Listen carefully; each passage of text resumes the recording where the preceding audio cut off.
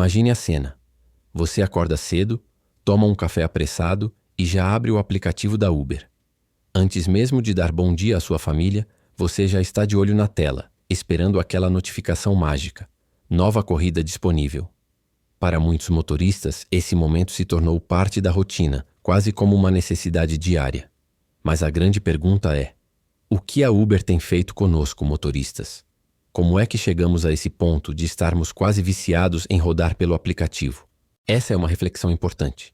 Porque quando falamos de vício, não estamos apenas falando de uma atividade que fazemos muito.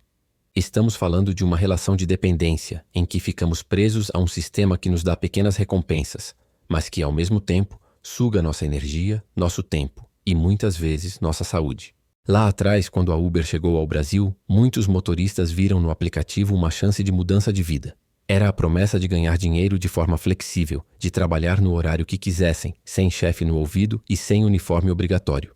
Uma promessa de liberdade. E no começo, parecia mesmo um sonho. O ganho era bom, as corridas eram constantes e a sensação era de independência. Muitos diziam: eu sou meu próprio patrão.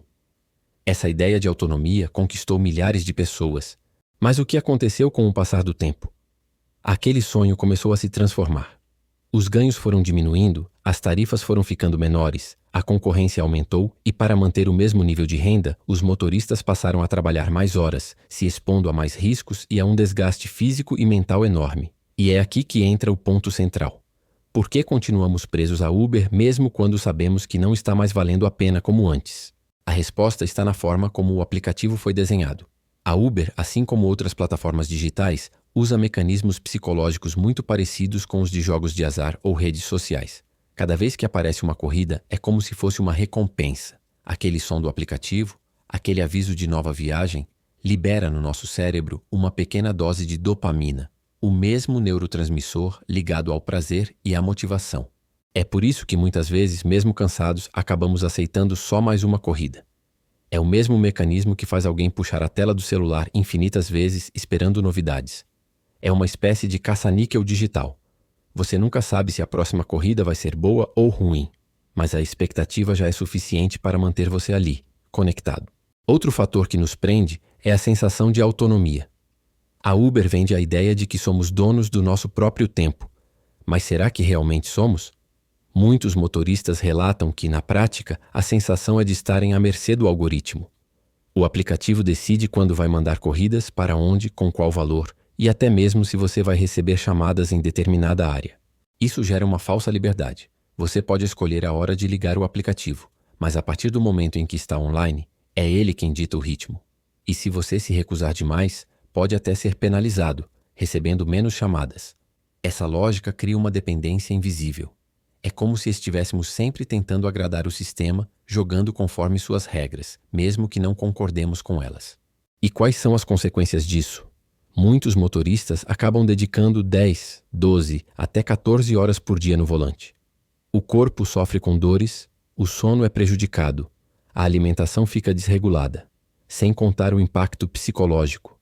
A ansiedade de não saber quanto vai conseguir faturar no fim do dia, o estresse no trânsito, o medo da violência urbana. E o mais curioso, mesmo diante desse cenário, muitos não conseguem simplesmente largar o aplicativo. Por quê? Porque, em meio a todas essas dificuldades, ainda é ele quem dá uma renda imediata. É a corrida do dia que paga o almoço, a gasolina e, muitas vezes, a conta de luz. Essa dependência financeira se mistura com a dependência psicológica, criando um ciclo difícil de quebrar. Vale lembrar que a Uber não é apenas um aplicativo de corridas. Ela é uma empresa de tecnologia que domina como poucas a arte de prender a atenção e o comportamento dos usuários, sejam passageiros ou motoristas. O algoritmo é programado para maximizar os lucros da empresa, não para pensar no bem-estar dos motoristas. Ele manipula a oferta e a demanda, libera promoções em horários estratégicos e cria campanhas que estimulam o motorista a trabalhar mais, mesmo quando o valor da corrida não compensa. Quantas vezes você já não ficou caçando um bônus que parecia bom, mas no fim das contas percebeu que rodou muito mais do que valia a pena? Essa lógica de recompensas é exatamente a mesma dos cassinos. Você sempre acha que a próxima rodada vai ser melhor.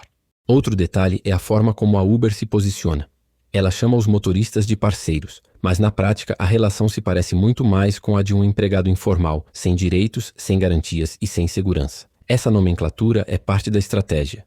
Se somos parceiros, a empresa não precisa assumir responsabilidades trabalhistas e o risco fica todo do lado do motorista. Manutenção do carro, combustível, acidentes, violência e até o próprio cansaço. E mesmo assim, muitos continuam acreditando que estão numa relação justa. Por quê?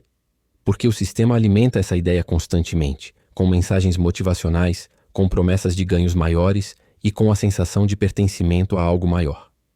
Então, por que nos tornamos viciados? Resumindo, nos tornamos viciados na Uber porque ela oferece 3 elementos que, combinados, prendem qualquer pessoa. Recompensas imediatas. Cada corrida é uma injeção de dopamina. A ilusão de autonomia. A ideia de que trabalhamos para nós mesmos. A necessidade financeira. A renda que cobre as despesas do dia. Essa mistura faz com que, mesmo quando percebemos as armadilhas, continuemos rodando. O aplicativo virou uma espécie de trabalho cassino, onde estamos sempre apostando tempo e energia na esperança de que a próxima corrida compense. A grande questão é: até quando vamos aceitar esse modelo? Até quando vamos permitir que uma empresa dite o nosso ritmo de vida, nosso descanso e até nossas escolhas? É claro que a Uber trouxe benefícios. Ela abriu portas de renda para milhões de pessoas, transformou a mobilidade urbana e mostrou uma nova forma de trabalho. Mas também trouxe consigo uma dependência perigosa, um desgaste silencioso e uma sensação de estar sempre correndo atrás do próprio rabo. Talvez a solução esteja em olhar para esse vício de frente, reconhecê-lo e começar a buscar alternativas. Seja através de organização dos motoristas, de pressionar por melhores condições ou até de diversificar as formas de renda. Porque, no fim das contas, o que a Uber tem feito conosco, motoristas, é muito mais do que apenas intermediar corridas. Ela está moldando nosso comportamento, nosso tempo e até nossa forma de pensar o trabalho. E só quando entendermos isso é que poderemos começar a mudar o jogo. Motorista, eu sei que muitas vezes você sente que a Uber controla a sua vida, que o aplicativo te prende, te desgasta e te faz acreditar que não há saída. Mas lembre-se, você não é refém de um sistema. Você é mais do que um número em um algoritmo. Cada corrida que você faz, cada hora que você passa no volante, mostra a sua força, a sua coragem e a sua capacidade de vencer. Não deixe que o aplicativo dite o seu valor. O verdadeiro valor está em você, no esforço que coloca, na dignidade do seu trabalho e na esperança de um futuro melhor. A Uber pode ser parte da sua história, mas não é ela que escreve o seu destino. Quem escreve o próximo capítulo é você.